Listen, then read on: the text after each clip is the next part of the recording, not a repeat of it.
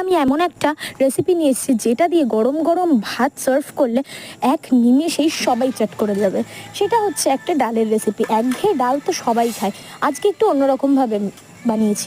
দেখুন, খুব সহজ পদ্ধতিতেই বানিয়ে নিতে পারবেন। তার জন্য একটা ফ্রাইং প্যানের মধ্যে কিছুটা পরিমাণ মুসুর ডাল, তার উপরে কিছুটা পরিমাণ রসুন কুচি, লঙ্কা কুচি, পেঁয়াজ কুচি, উপর থেকে এরপর একের পর এক মশলাগুলো দিয়ে দেবেন।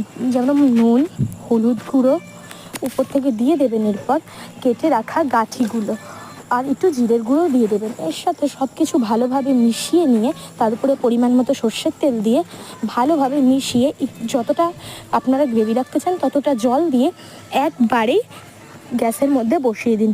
যতক্ষণ অবধি না সব কিছু সিদ্ধ হয়ে যাচ্ছে ততক্ষণ অবধি সেটা খুব ভালোভাবে ফুটিয়ে নিয়ে যখন দেখবেন যে এইগুলো সব কিছু সিদ্ধ হয়ে গেছে, তখন আর কি আরও 5-10 মিনিট ভালোভাবে ফুটিয়ে উপর থেকে পরিমাণ মতো ছক দেওয়ার জন্য একটা পরিষ্কার প্যানের মধ্যে কিছুটা তেল দিয়ে তারপরে পরিমাণ মতো শুকনো লঙ্কা, কালো সর্ষে, কারি পাতা দিয়ে খুব ভালোভাবে তেলটাকে ভেজে ডালের উপরে ছক লাগিয়ে গরম গরম ভাতের সাথে সার্ভ করে নিই। দারুণ ডাল ফ্রাই।